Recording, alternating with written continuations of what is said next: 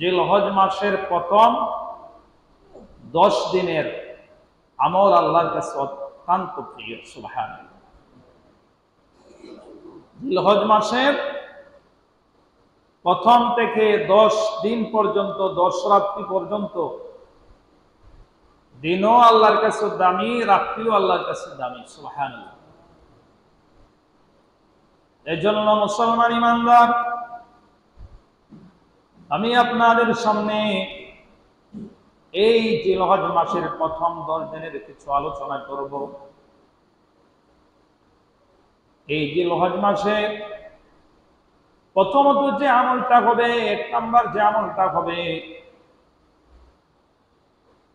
বেশি বেশি এই জিলহজ মাসে আল্লাহর জিকির করা। জিলহজ মাসে বেশি বেশি আল্লাহ তাআলার জিকির করবেন। সুবহানাল্লাহ, এটা একটা জিকির। আলহামদুলিল্লাহ, এটা একটা জিকির। আল্লাহু আকবার, এটা একটা জিকির। লা ইলাহা ইল্লাল্লাহ, এটা একটা জিকির। এই জিকিরগুলা বেশি বেশি আদায় করবেন, তাসবিহ তাহলিলে রত থাকবেন। কারণ আল্লাহ রাব্বুল আলামিন পবিত্র কোরআনে কারীমের সূরাতুত তাওবার মধ্যে বলেছেন, ফি আইয়ামিন মা'দুদাত, তোমরা নির্দিষ্ট দিনগুলোতে তোমরা জিকির করো। এখানে মুফাসসিরিনে কিরামের ব্যাখ্যা হলো ফি আইয়ামিন মা'দুদাত, নির্দিষ্ট দিন বলতে জিলহজ মাসের প্রথম 10 দিনকে বোঝানো হয়েছে। সুবহানাল্লাহ। কোরআন কারীমের সূরাতুল হজ,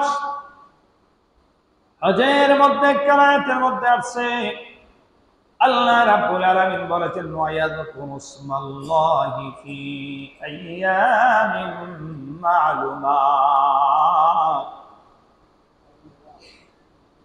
এখানেও বলা হয়েছে তোমরা নির্দিষ্ট দিনগুলোতে আল্লাহ পাকের স্মরণ করো, আল্লাহ পাকের জিকির করো। এই মুসলমান ইমানদার, আমরা তো খেলার মধ্যে আমাদের সময়টাকে আমরা নষ্ট করে দেই। কিন্তু আমরা যখন মারা যাব, দুনিয়া থেকে যখন আমরা বিদায় হয়ে যাব, তখন বোঝা যাবে দুনিয়ার জীবনের কতটা দাম ছিল, সঠিক জীবনের কেমন দাম ছিল, কেমন মূল্যায়ন ছিল। মুসলমান যদি একটু চেষ্টা করে, সে আমল করতে পারে। যেমন আপনি আজকে জুমার নামাজের জন্য মসজিদে আসার জন্য বাড়ি থেকে বের হয়ে গেছেন, একমাত্র যদি আল্লাহর সন্তুষ্টির জন্য। এই যে মসজিদের মধ্যে জুমার নামাজ পড়বেন, আপনার কোনো আর উদ্দেশ্য নাই যে আমি আজকে গিয়া জুমার নামাজ আদায় করব। আপনি যে বাড়ি থেকে রওনা হয়ে গেলেন, বাড়ি থেকে যে আপনি হাঁটছেন, রওনা দিচ্ছেন, প্রতিটা কদমের বিনিময়ে আপনার আমল নামায় এক একটা নেকি আল্লাহ দিবেন। সুবহানাল্লাহ।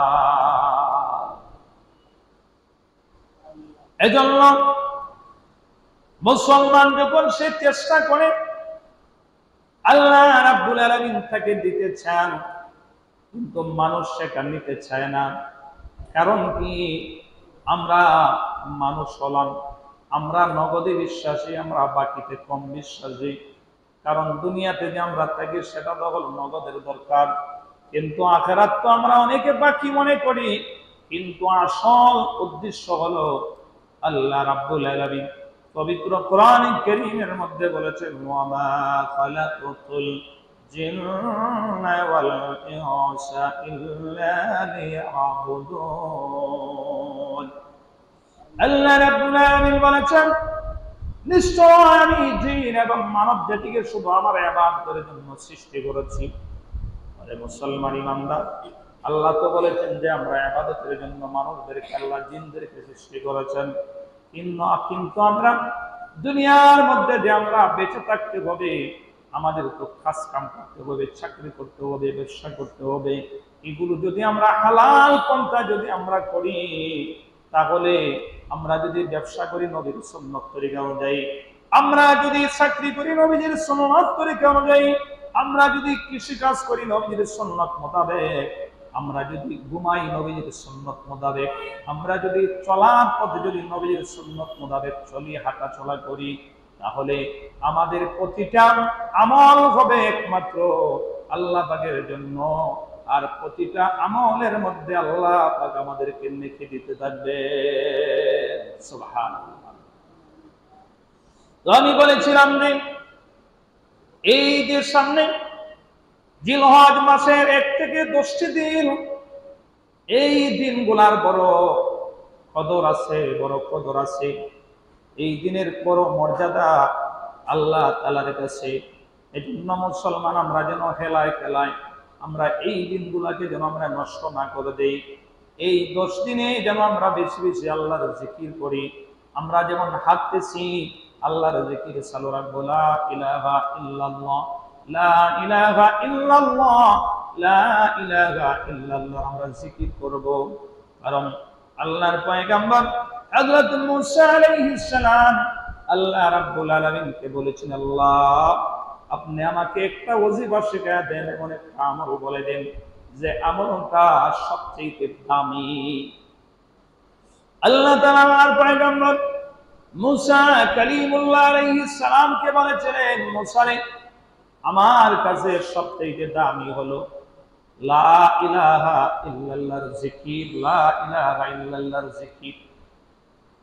আল্লাহর পয়গম্বর মুসা আলাইহিস সালাম বলেছিলেন, ও আমার প্রভু এই জিকির তো আমি প্রতিদিনই করি।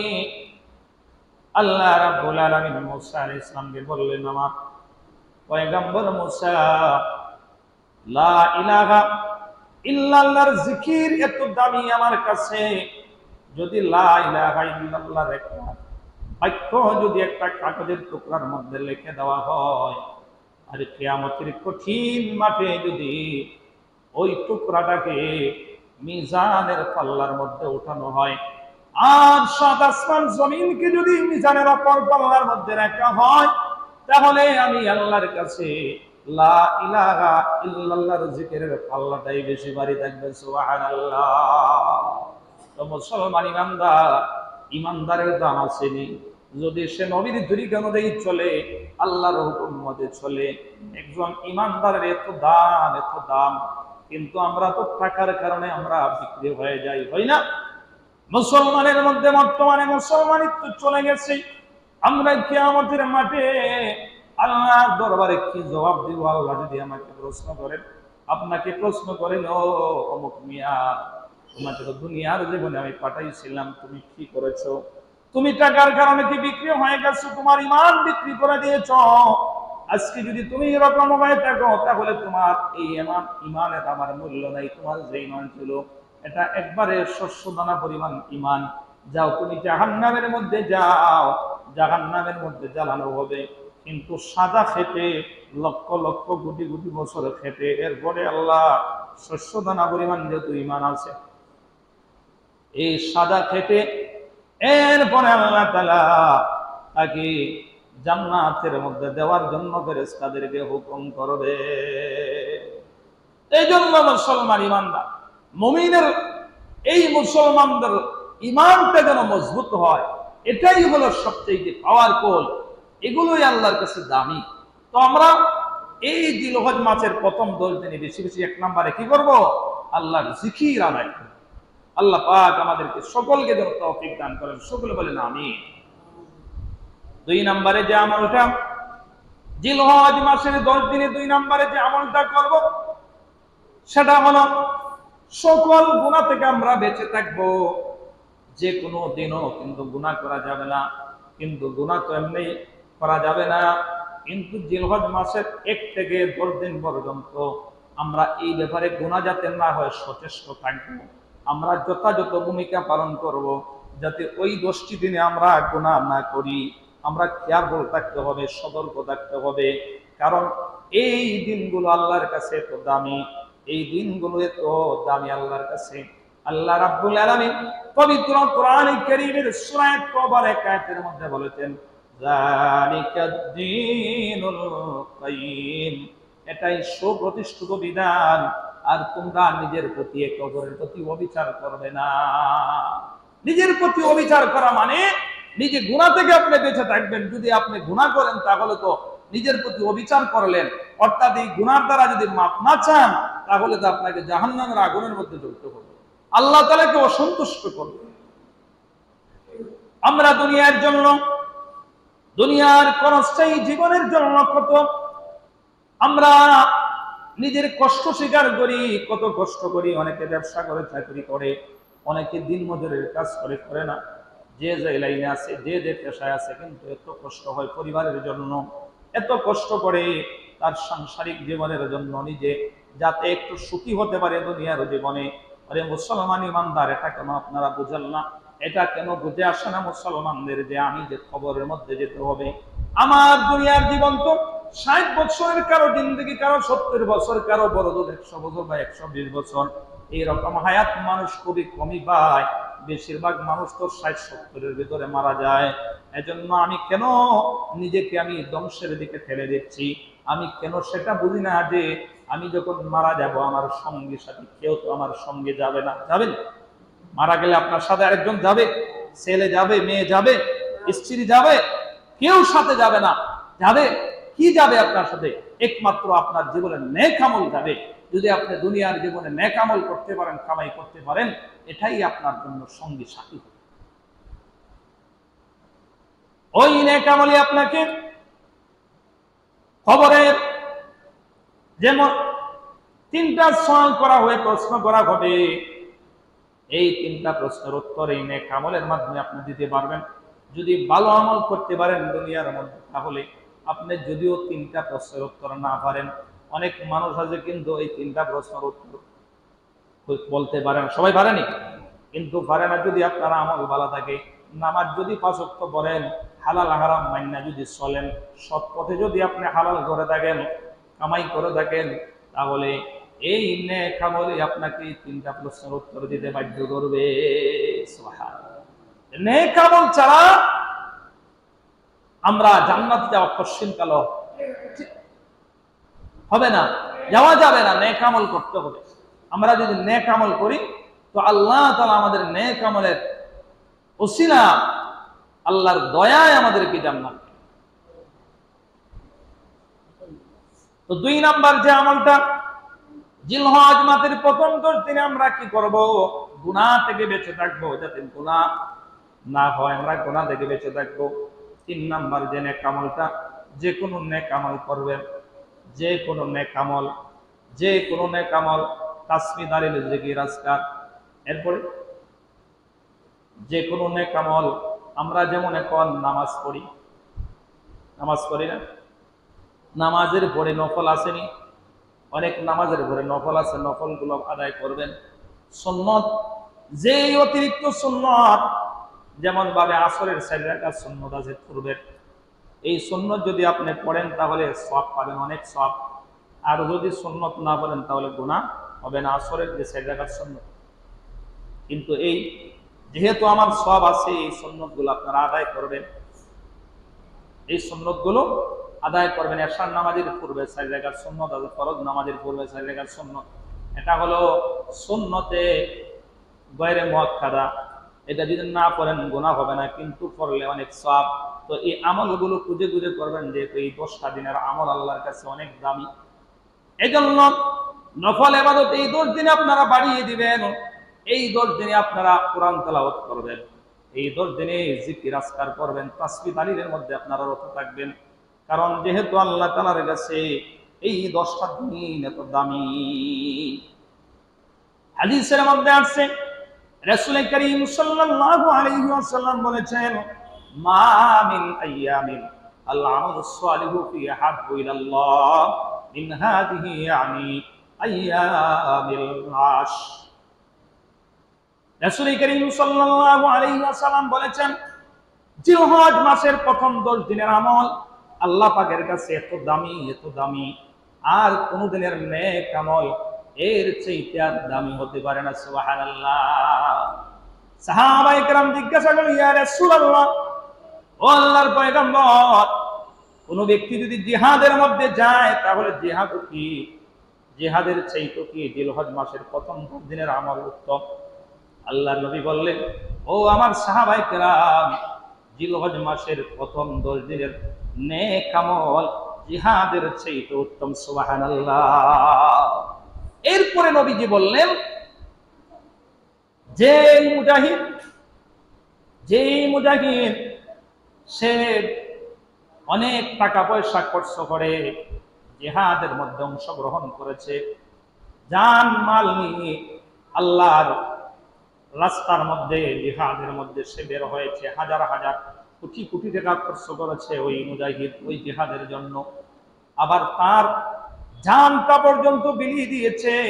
যেই মুজাহিদ কোটি কোটি টাকা খরচ করেছে, আবার তার জান মাল কোনো কিছুই সে ফেরত নিয়ে আসতে পারে নাই। আল্লাহর রাস্তায় জানও খরচ করেছে, মালও খরচ করেছে, কোনো কিছুই সে ফিরে নিয়ে আসতে পারে নাই। ওই মুজাহিদের আমলটা ওই 10 দিনের নেক আমলের চাইতে উত্তম হবে। সুবহানাল্লাহ। যে পয়সাও খরচ করেছে, মালও খরচ করেছে, নিজের জানটাও আল্লাহর রাস্তায় দিয়ে দিচ্ছে, কিন্তু সে কিছুই নিয়ে ফিরে আসতে পারে নাই, ওই মুজাহিদের আমলটা আল্লাহর কাছে প্রিয়। এজন্য মুসলমান ইমানদার, এই 10 দিনের নেক আমল আল্লাহর কাছে এতই প্রিয়, আর কোন নেক আমলের চাইতে প্রিয় হতে পারে না। এজন্য এই 10টা দিনে আপনারা বেশি বেশি নেক আমল করবেন, নেক আমলের মধ্যে রত থাকবেন। 4 নাম্বার হলো, যাদের আল্লাহ তাআলা সামর্থ্য দিয়েছেন তারা হজ করবে। যাদের উপর হজ ফরজ তারা এই মাসগুলোতে কি করবে? হজ করবে। কারণ নবী করিম সাল্লাল্লাহু আলাইহি ওয়াসাল্লাম বলেছেন, মান হাজ্জা লিল্লাহি ফালাম ইয়ারফুস ওয়ালাম ইয়াফসুক রাজাআ কায়াউমি ওয়ালাদাতহু উম্মুহু। যে ব্যক্তি আল্লাহর জন্য গুনাহমুক্ত হজ করবে, এই হজের মধ্যে কোনো পাপাচার থাকবে না, কোনো গুনাহ থাকবে না। যেমন ভাবে একটা মাসুম বাচ্চা, সদ্য নবজাত সন্তানটা যেমন ভাবে মায়ের পেট থেকে ভূমিষ্ঠ হয়েছে, যেমন ভাবে ওই বাচ্চাটার কোনো গুনাহ থাকবে না, ঠিক তেমনি ভাবে একজন প্রকৃত হাজী লোক, তার যদি হালাল ইনকাম যদি হয়, সে যদি সম্পদটা যদি হালাল হয়, ওই হাজী যদি সে সঠিকভাবে হজ করে আসে, যেমন ভাবে নবজাত সন্তানের সদ্য ভূমিষ্ঠ হওয়া সন্তানের যেমন ভাবে কোনো গুনাহ থাকে না, ঠিক তেমনি ভাবে একজন প্রকৃত হাজী সাহেব, যার মালটা একবারে পিওর, কোনো বেজাল নাই, কোনো 2 নম্বরের মধ্যে নাই, কিন্তু তার হজের মধ্যে কোনো পাপাচার নাই, ওই হাজী সাহেব সদ্য ভূমিষ্ঠ সন্তানের যেমন ভাবে কোনো গুনাহ থাকে না, তেমনি ভাবে ওই হাজী সাহেবের তেমন কোনো গুনাহ থাকবে না। সুবহানাল্লাহ। যাদের সামর্থ্য আছে তারা কি করবে? হজ করবে। এটা ফরজ ইবাদত। যাদের সামর্থ্য আছে তারা কি করবে? হজ করবে। অন্য হাদিসের মধ্যে আছে, তাবিউ বাইনাল হজ্জি ওয়াল উমরাতি ফাইন্নাহুমা ইয়ানফিয়ানিল ফাকরা ওয়াল যুনুব। তোমরা হজ ও উমরা একের পর এক করতে থাকো। তোমরা হজ ও উমরা যদি করো তাহলে তোমাদের দরিদ্র মোচন হবে, তোমাদের পাপ আল্লাহ মাফ করে দিবেন। সুবহানাল্লাহ।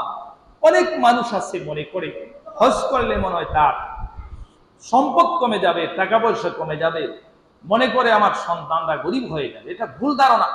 যদি আপনার কাছে এইরকম টাকা পয়সা থাকে যে আপনি হজ করে বাড়ি ফিরে আসতে পারবেন, মোটামুটি ভাবে বাচ্চারা চলতে পারবে, তাহলে আপনার উপর হজ ফরজ, আপনি হজ করে আসবেন। এখন যা অনেকের উপরে হজ ফরজ হয়েছে, অনেক মানুষ কিন্তু ইচ্ছাকৃতভাবে হজ করতে চায় না, যে মনে করে আমার সম্পদ কমে যাবে, ওইদিকে বাসা রাখে, ওইদিকে এটা রাখে, ওইদিকে সেই রাখে, কিন্তু সে আর হজ করতে চায় না। কিন্তু ফরজ বিধান যদি তার তরক হয়ে যায়, যদি সে তো কোশ্চেন গেল জান্নাতের মধ্যে যাওয়া সম্ভব। ইচ্ছাকৃতভাবে ফরজ বিধান যদি ত্যাগ করে, হজ বৎসরে ধনী ব্যক্তির জন্য একবার ফরজ, জীবনে একবার তার উপর কি ফরজ। সে যদি একবার যদি হজ আদায় করে নেয়, সে ফরজ থেকে মুক্ত হয়ে গেল। কিন্তু আবার যদি সে যায়, সেটা তার মনের টান, সেটা নফল হিসেবে গণ্য হবে।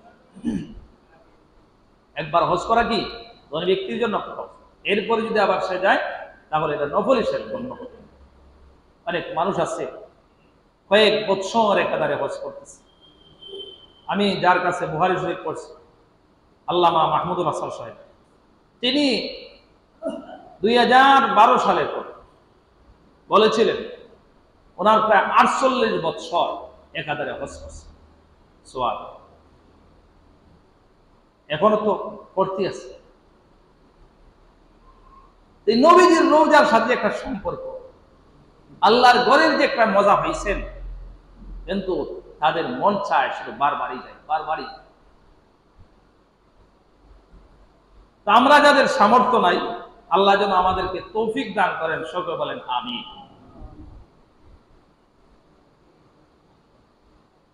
তো 6 নম্বর আমল হলো যাদের আল্লাহ সামর্থ্য দিয়েছেন তারা কি করবে? আল্লাহর জন্য হজ করবে। 5 নম্বরে জিলহজ মাসের যে আমলটা হলো যাদেরকে আল্লাহ তাআলা সামর্থ্য দিয়েছেন তারা কি করবে? কুরবানি করবে। কুরবানির সামনে আসতেছে না? যাদের কাছে সামর্থ্য আছে জিলহজ মাসের 10 তারিখ সুবহে সাদিক থেকে নিয়ে জিলহজ মাসের 12 তারিখ সূর্যাস্ত পূর্ব পর্যন্ত যার কাছে 52.5 তোলা রূপার মূল্য থাকবে তার উপর কুরবানি ওয়াজিব হবে। আমরা যাকাতের মাসলার ক্ষেত্রে 1 বছর নেশাব পূর্ণ হতে হয়, কিন্তু কুরবানির ক্ষেত্রে 1 বছর পূর্ণ হওয়া জরুরি না, 3 দিন। জিলহজ মাসের ঈদের দিন, আমরা তো কুরবানি কোন দিন করি? জিলহজ মাসের 10 তারিখ ঈদের দিন, ঈদুল আজহা। জিলহজ মাসের 10 তারিখ সুবহে সাদিক থেকে নিয়ে সূর্যাস্ত 12 তারিখ সূর্যাস্ত পর্যন্ত কেউ যদি কোনো কারণে টাকাও এরকম আসছে না, যদি সে কুরবানি করতে পারে না, কিন্তু দেখা যায় পরের দিন এসে বা এর পরের দিন এসে তার কাছে, ওই দিনগুলোতে সে কি করবে? কোরবানি করবে। তো সবচেয়ে উত্তম হলো 10 তারিখে, জিলহজ মাসের 10 তারিখে কোরবানি করা। আর যদি সে পারছে না, ও বাকি 2 দিনে কি করবে? কোরবানি। এখন আমরা অনেকের কাছে দেখা যায় লক্ষ লক্ষ টাকা, অনেকের ব্যাংকও আছে 4 লাখ 5 লাখ 6 লাখ, এত টাকা লাগে কোরবানি করতে। 52.5 ভরি রূপার মূল্য কত? 80,000 হইল তো মনে হয়, 75 বা 80,000 টাকা এরকম হয়। এরকম টাকা যদি থাকে তার উপর কোরবানি, কিন্তু হে ইচ্ছা করে কোরবানি দিতে চায়, এটা তো একটা ওয়াজিব তরফ করলেন। হাদিসের মধ্যে আছে রাসূল করিম সাল্লাল্লাহু আলাইহি ওয়াসাল্লাম বলেছেন, যার সামর্থ্য আছে কুরবানি করার, যার তৌফিক আছে কুরবানি করার, এরপরও সে কিন্তু ইচ্ছাকৃতভাবে কুরবানি করে না, করলো না, সে যেন ঈদের মাঠে ঈদগাহে না আসে। কত বড় ধমক দিচ্ছে! যার তৌফিক আছে কুরবানি করার, এরপর যদি করে না, সে যেন ঈদের মাঠে না আসে, সে যেন বাইরে হয়ে যায়। আমরা তো অনেকের জানার মধ্যে দেখা 5 লাখ 6 লাখ টাকা অমুকরেদের ইন দেয়, অমুকরে টাকা দেয়, অমুকরে টাকা দেয়, কিন্তু দেখা যায় কুরবানির সময় কুরবানি দেয়। আমি গরিব, তুমি গরিব হইলে কেন? তোমার 4 লাখ 5 লাখ এমনিতে আছে, গরিব কেন? 52.5 ভরি রূপার মূল্য, 80,000 বা 75 এরকম টাকা আসে। এরকম টাকা থাকলে কুরবানি আছে। কমপক্ষে একটা ছাগল দিলে আদায় হয়, একটা অংশের মধ্যে দিলে আদায় হয়। শুধু যে কয়েক কে আর জমি থাকলে খালি কুরবানি দিতে হয়, এটা ভুল। 75,000 টাকা 80,000 টাকা হলে আপনি কুরবানি দিতে হবে, ওয়াজিব আপনার উপর, ঋণ ছাড়া। অনেক মানুষ আছে গরু ফালে না, অনেক মানুষ গরু কিন্তু 1 লক্ষ টাকা বিক্রি করে, এই লোকের উপরে কুরবানি ওয়াজিব। বুঝতে পারছেন নি? দেখবেন সিজন আসলে কুরবানি গরু বিক্রি করে 1,20,000 টাকা, 1 লক্ষ টাকা, 90,000 টাকা, এর উপর কুরবানি ওয়াজিব। 52.5 ভরি রূপার মূল্য আইছে না? শুধু কি বেশি সম্পদ থাকতে হবে ওয়াজিব? না, 52.5 ভরি রূপার মূল্য যদি থাকে আপনার উপর কুরবানি ওয়াজিব। আর না যদি দেন তাহলে ওয়াজিব তরফ করলেন, গুনাহগার হবে। এজন্য মুসলমান ইমানদার যারা কুরবানি করবেন, কুরবানিটা যেন আল্লাহর সন্তুষ্টির জন্য হয়, লিওয়াজিহিল্লাহ, আল্লাহর সন্তুষ্টির জন্য কুরবানি আদায় হয় যেন। আমার কোরবানির গরুর মধ্যে গোস কত কেজি হবে সেটা দেখার বিষয় না। অনেক মানুষ আছে 1 লক্ষ টাকা দিয়ে কোরবানি গরু ক্রয় করে, গরু 1 লক্ষ টাকা দিয়ে ক্রয় করার পর হিসাব করে দেখি এদের মধ্যে 6 কেজি গোস্ত হবে, নারে 80 কেজি ওদের মধ্যে, 100 কেজি হবে না। এরকম আফসোস করতে নিষেধ আছে, আফসোস করবেন না, কারণ আপনি আল্লাহকে সন্তুষ্টির জন্য করছেন, এটাই বাস। এটার মধ্যে কত কেজি মাংস হবে সেটা দেখার বিষয় না, একটা গরুটা সুন্দর দেখবেন, মোটা তাজা দেখবেন, এটাই। কিন্তু আপনি তো গোশত খাবার নিয়তে ক্রয় করছেন না, আপনি তো আল্লাহকে সন্তুষ্ট করার জন্য কোরবানি দিতেছেন, এটা খেয়াল থাকতে হবে।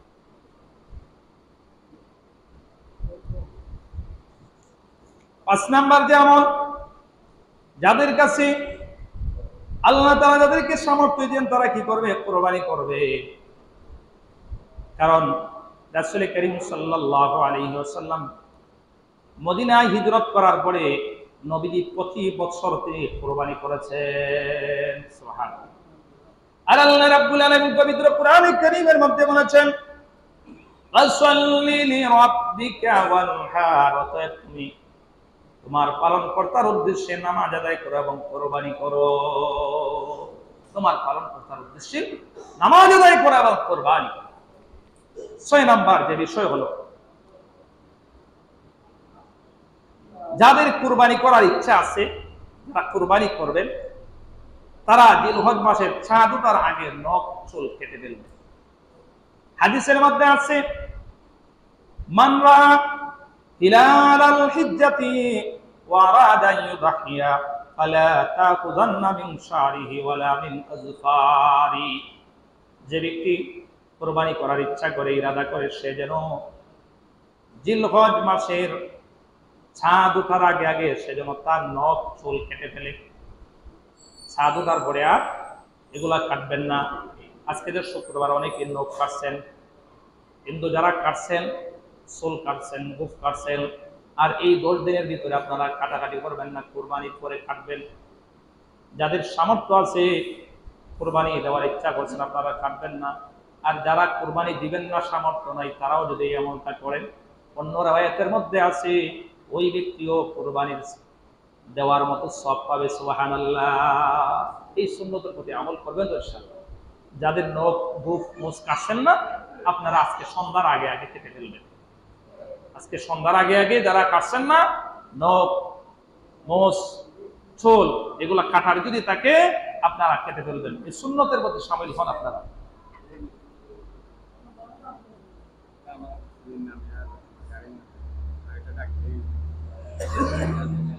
তাই জন্য মুসলমান ইমানদার, এই যে এটা একটা সুন্নত, এই আমলটা, এটার প্রতি আপনারা সকলে আমল করবেন তো ইনশাআল্লাহ। নখ চুল এগুলা যারা কাটছেন না, আজকে সন্ধ্যার আগে কেটে ফেলবেন। 7 নাম্বার যে আমলটা, এই দশকে বেশি বেশি তাকবীর পাঠ করবেন। বেশি বেশি কি? তাকবীর। আল্লাহু আকবার, আল্লাহু আকবার, লা ইলাহা ইল্লাল্লাহু, আল্লাহু আকবার, আল্লাহু আকবার, ওয়া লিল্লাহিল হামদ। আমার সাথে করেন, আল্লাহু আকবার, আল্লাহু আকবার, লা ইলাহা ইল্লাল্লাহু, আল্লাহু আকবার, আল্লাহু আকবার, ওয়া লিল্লাহিল হামদ। আল্লাহু আকবার, আল্লাহু আকবার, লা ইলাহা ইল্লাল্লাহু, আল্লাহু আকবার, আল্লাহু আকবার, ওয়া লিল্লাহিল হামদ। এটাকে বলা হয় সাধারণ তাকবীর। এটা তাকবীরে মুতলাক বলে এটাকে। এটা জিলহজ মাসের 1ম তারিখ থেকে আপনারা এটা করবেন। বেশি একটু উচ্চ আওয়াজে না, এটা 10 দিনই করবেন। আল্লাহু আকবার, আল্লাহু আকবার, লা ইলাহা ইল্লাল্লাহু, আল্লাহু আকবার, আল্লাহু আকবার, ওয়া লিল্লাহিল হামদ। আপনি একজনের কাছে গেছেন, এই আমলটা করেন। আস্তে আস্তে, এত জোরে না, আবার তার কান ফাটাইলেন না, হ্যাঁ, আস্তে আস্তে বলেন, এর আমলটা তারে স্মরণ করাই দিবেন। আমলটা কি করবেন? সবাই যে কোনো সময়, হ্যাঁ, যদি পাক পবিত্র থাকেন, যে কোনো সময় আপনি কি করতে পারেন, এই তাকবীরটা এই 10 দিন বেশি বেশি করবেন। এটাও একটা আমল, এটাকে তাকবীরে মুতলাক বলা হয়। আর যে বাজারও আসছেন, আস্তে আস্তে করেন, আস্তে আস্তে করেন। আল্লাহু আকবার, আল্লাহু আকবার, লা ইলাহা ইল্লাল্লাহু, আল্লাহু আকবার, আল্লাহু আকবার, ওয়া লিল্লাহিল হামদ। আপনি পড়লে আরেকজনের এই আমলটা স্মরণ হবে, তো সেও পড়বে। তো আপনি যে পড়লেন, ওই লোকে যদি আপনার দেখা দেখি পড়ে, তাহলে আপনিও এর একটা সওয়াবের অংশ করবেন তো ইনশাআল্লাহ। এটা খালি শুধু 3 দিন, এটা পরে বলতেছি, এটা 10 দিনই, 1 থেকে 10 দিন যে কোনো সময় তাকবীরটা বেশি বেশি পড়বেন, এটাকে সাধারণ তাকবীর বলে। 8 নাম্বার হলো বিশেষভাবে যে তাকবীর, তাকবীরে তাশরিক, এটা হলো 9ই জিলহজ ফজর থেকে 13ই জিলহজ আসর পর্যন্ত। এটা নারী পুরুষ সকলের জন্য প্রত্যেক ফরজ নামাজের পরে একবার পাঠ করা ওয়াজিব। একবার পাঠ করা কি, আমরা অনেকের না জানি না 3 বার 4 বারও পড়ে, যে একবার 3 বারের কথাই শুনে একবার পাঠ করলে আপনার ওয়াজিব হয়ে আদায় হয়ে যাবে। যারা আমরা পুরুষ আছি আমরা একটু উচ্চ আওয়াজে পড়বো ফরজ নামাজের পরে, অর্থাৎ 9ই জিলহজ ফজর থেকে প্রত্যেক ফরজ নামাজের পরে এটা ওয়াজিব পাঠ করা। আর মহিলা যারা তারা আস্তে আস্তে পাঠ করবে। অনেকেই আসলে অনেকে অনেক সময় খেয়ালে ওইগুলো আদায় করে না, তো ওয়াজিব তো আপনার চলে গেছে, ওয়াজিবের দ্বারা তো আপনি গুনাহগার হবেন, ওয়াজিব যদি ছুটে যায় তাহলে গুনাহগার হবেন। তো আপনারা আগেরটা বলছি যে সাধারণ তাকবীর, এটা 10 দিনই আপনি পড়বেন যে কোনো সময়, আল্লাহু আকবার আল্লাহু আকবার লা ইলাহা ইল্লাল্লাহ আল্লাহু আকবার আল্লাহু আকবার ওয়া ইল্লাহিল হামদ। আর 8 নম্বরে হলো, এটা হলো 9ই জিলহজ ফজর থেকে 13ই জিলহজ আসর পর্যন্ত, এটা হলো ওয়াজিব। 9 নম্বরে যে জিলহজ মাসের যে আমলটা, 9 নম্বরে আমল হলো জিলহজ মাসের 1 থেকে 9 তারিখ পর্যন্ত নফল রোজা রাখা। এটা রাসূল করিম সাল্লাল্লাহু আলাইহি ওয়াসাল্লাম এই আমলগুলো করেছেন। হাদিসের মধ্যে আছে নবীজি জিলহজ মাসের 1 থেকে 9 জিলহজ পর্যন্ত তিনি এই আমলটা করতেন। তো জিলহজ মাসের এই যে আমলগুলা, অন্য এক হাদিসের মধ্যে হযরত আবু হুরায়রা রাদিয়াল্লাহু তাআলা থেকে বর্ণিত আছে, রাসূল করিম সাল্লাল্লাহু আলাইহি ওয়াসাল্লাম বলেছেন, যে ব্যক্তি জিলহজ মাসে সে নফল রোজা রাখবে, তার প্রতিটা রোজার বিনিময়ে 1 বছরের রোজার সওয়াব আল্লাহ তাআলা আমলনামায় দিবেন। সুবহানাল্লাহ। 1 বছরের একটা রোজা রাখলে কয়টা? 1 বছরের রোজার সওয়াব। আর যে ব্যক্তি জিলহজ মাসের রাত্রিগুলোতে যে ব্যক্তি আমল করবে, প্রতি রাত্রির আমল হবে যেমন ভাবে শবে কদরে, যে ব্যক্তি শবে কদরে আমল করে জিলহজ মাসের প্রতিটা 1 থেকে 9 তারিখ পর্যন্ত 10 তারিখ পর্যন্ত যে আমলগুলা, 10 তারিখ পর্যন্ত যে আমল, এটা শবে কদরের প্রতিটা রাত্রির আমল তার আমল নামায় দেওয়া হবে। সুবহানাল্লাহ। প্রতিটা রাত্রির নেক আমল তার আমল নামায় দেওয়া হবে। আমল আছে, সওয়াব আছে।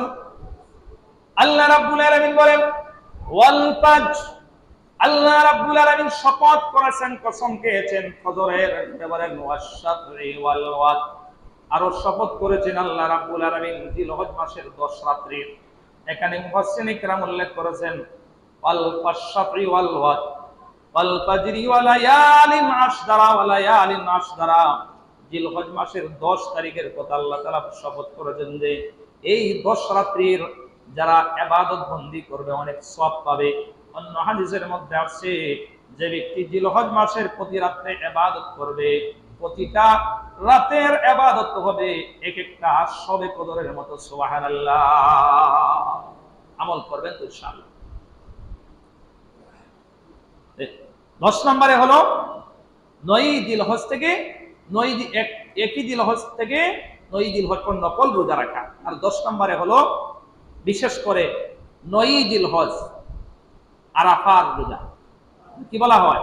আরাফার রোজা। আপনারা যদি 1 থেকে 9 পর্যন্ত রাখতে না পারেন তাহলে কি করবেন? বিশেষ করে 9ই জিলহজ যে ঈদের আগের দিন, আমরা এখানে কি ঈদের আগের দিন, এটা হলো আরাফার দিনের রোজা। হাদিসের মধ্যে আছে রাসূল করিম সাল্লাল্লাহু আলাইহি ওয়াসাল্লাম উল্লেখ করেছেন সিয়াম আরাফাতা ইন্নী আহতাসিবু আলাল্লাহি আইয়ুকাফিরুস সানাতাল্লাতী ক্বাবলা ওয়াল্লাতী বাদা। আরাফার দিনের একটি রোজা আগের বছরের 1 বছর এবং পরের বছরের 1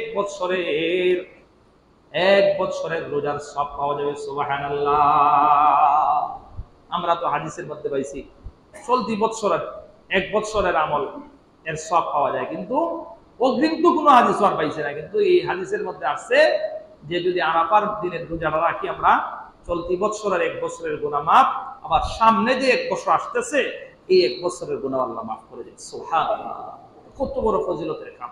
কমপক্ষে যেন আমরা কি করি, আরাফার দিনের রোজাটা অর্থাৎ ঈদের আগের দিন জিলহজ মাসে, জিলহজ এই মাসের 10 তারিখের আগের দিন 9 জিলহজ এর তারিখে যেন আমরা রোজাটা রাখতে পারি। এটাকে বলা হয় আরাফার দিন রোজা।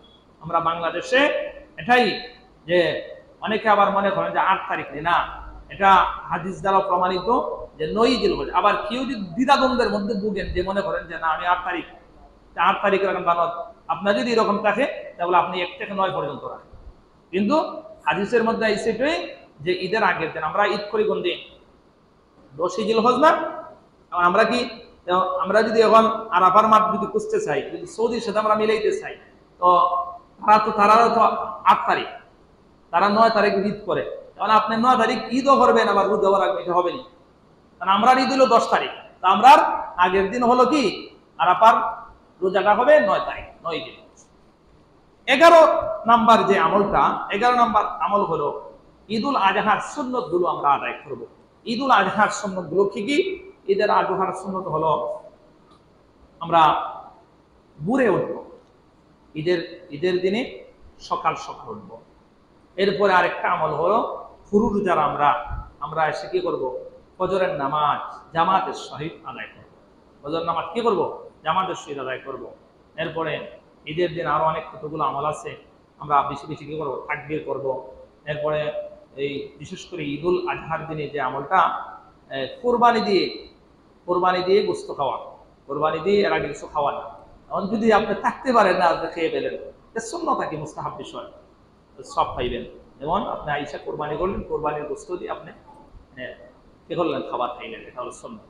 এরপরে আপনি ঈদগাহে ঈদ মাঠে যাবেন, এক রাস্তা দিয়ে যাইবেন আর এক রাস্তায় আসবেন। যদি রাস্তা ভিন্ন হয়, এক রাস্তা যাইলেন আর এক রাস্তায়।